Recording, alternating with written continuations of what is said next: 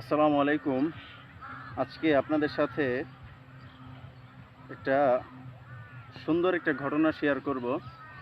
যে ঘটনাটা আমরা ছোটকাল থেকেই বাবা মা, নানা নানি, দাদা দিদিদের থেকে শুনে বড় হয়েছি। খুবই সুন্দর একটি ঘটনা, শিক্ষা অর্জন করার মতো একটি ঘটনা।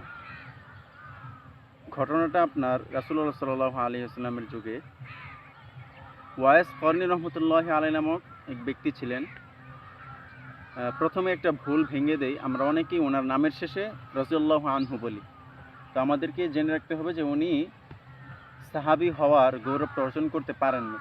এজন্য ওনার নামের শেষে রাদিয়াল্লাহু আনহু আমরা লাগাবো না। আর রাদিয়াল্লাহু আনহু বলা হয় শুধু সাহাবীদের নামের শেষে। তো ওনার নামের শেষে আমরা এটা না বলে বলবো রহমতুল্লাহি আলাইহি। তো যাই হোক, ওনার বৃদ্ধ মা ছিলেন ঘরে, উনি অসুস্থ ছিলেন, তার সেবা যত্ন করতে হতো। কিন্তু রাসূলুল্লাহ সাল্লাল্লাহু আলাইহি ওয়াসাল্লামকে দেখার জন্য ওনার প্রচণ্ড আগ্রহ ছিল, প্রচণ্ড আগ্রহ, বলার বাইরে। কিন্তু উনি চিন্তা করেন যে আমি যদি এখন রাসূল সাল্লাল্লাহু আলাইহি ওয়াসাল্লামকে দেখতে চলে যাই, তাহলে আমার এই বৃদ্ধ অসুস্থ মাকে কে সেবা যত্ন করবে? এই মা তো পরে অসুস্থতার যন্ত্রণায় মৃত্যুবরণ করবে। এজন্য উনি দ্বিধাদ্বন্দ্বে থাকতেন যে আমি এখন কি করব। তো একবার রাসূলুল্লাহ সাল্লাল্লাহু আলাইহি ওয়াসাল্লামের কাছে চিঠি লিখলেন যে ইয়া রাসূলুল্লাহ, ইয়া হাবিবাল্লাহ, আমি তো আপনাকে দেখতে চাই, কিন্তু আমার ঘরে তো আমার বৃদ্ধ মা অসুস্থ, তার সেবা যত্ন আমারই করতে হয়। এখন আমি কি করব? আপনাকে দেখতে আসবো নাকি তারই সেবা যত্ন করব?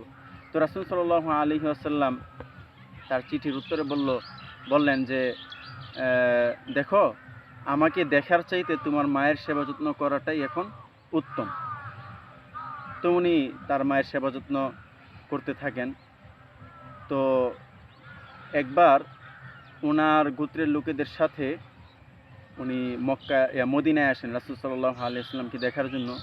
কিন্তু তখন রাসূলুল্লাহ সাল্লাল্লাহু আলাইহি ওয়াসাল্লাম আর দুনিয়াতে ছিলেন না, দুনিয়া থেকে চলে গেছেন। তো রাসূল সাল্লাল্লাহু আলাইহি ওয়াসাল্লাম বেঁচে থাকা অবস্থায় ওমর রাদিয়াল্লাহু আনহুকে বলেছিলেন যে দেখো ওমর, ইয়ামান থেকে একটা কাফেলা আসবে আমি মারা যাওয়ার পরে, তারা আমাকে দেখতে আসবে, কিন্তু তারা আমাকে দেখতে পাবে না, কারণ আমি তো তখন দুনিয়াতে থাকবো না।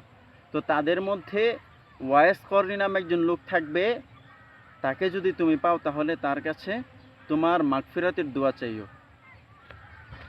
তো ওমর রাদিয়াল্লাহু আনহু দেখলেন যে মসজিদে নববীতে কিছু লোক বসা, তাদেরকে দেখে সেখানে গিয়ে জিজ্ঞাসা করলেন যে তোমরা কোত্থেকে আসছো, কোন গোত্র থেকে আসো? তো তখন তারা বলতেছে যে আমরা ইয়ামান থেকে আসছি, আমাদের গোত্রের নাম হচ্ছে কর্ন।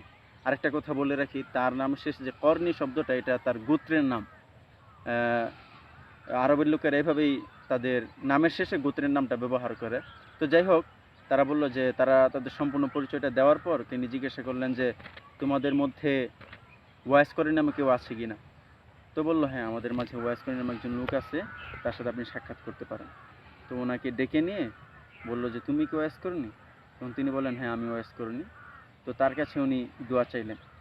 তো ভাই দেখেন, ওয়াইস করনী রহমতুল্লাহি আলাইহি সাহাবী হতে পারেন নাই, সাহাবী হওয়ার গৌরবটা অর্জন করতে পারেন নাই, কিন্তু মায়ের সেবা যত্ন করার কারণে, মায়ের দোয়া পাওয়ার কারণে আল্লাহ তাআলা তাকে এত মর্যাদা দিয়েছেন যে উমর রাদিয়াল্লাহু আনহুর মতো সাহাবীকে রাসূলুল্লাহ সাল্লাল্লাহু আলাইহি ওয়াসাল্লাম তার কাছে দোয়া চাইতে বলছেন।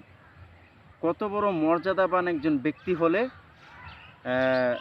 তার কাছে একজন সাহাবী, তাও আবার বিশিষ্ট 4 সাহাবীর একজন উমর রাদিয়াল্লাহু আনহু, তিনি তার কাছে দোয়া চাইতে পারেন। কত বড় সম্মানের অধিকারী ব্যক্তি হলে এরকমটা হতে পারে। কিন্তু ভাই বড় আফসোসের সাথে বলতে হয়, আমাদের দেশে কিছু, এদেরকে ভাই মানুষের কাতারে ধরা যায় না, আমি বলবো এরা মানুষরূপী পশু। বাবা মাকে প্রতিদিন মারে, বাবা মাকে ঘর থেকে বের করে দেয়। ওই দিন আপনার ফেসবুকে দেখলাম চট্টগ্রামে 2টা ঘটনা, দুটোটাই চট্টগ্রামে। একটা মহিলা, আপনার বয়স হবে কত, 40-45 বা 50-এর কাছাকাছি।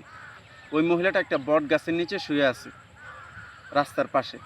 তো এক লোক গিয়ে জিজ্ঞাসা করতেছে যে আন্টি আপনি এখানে কি করেন, এখানে শুয়ে আছেন কেন?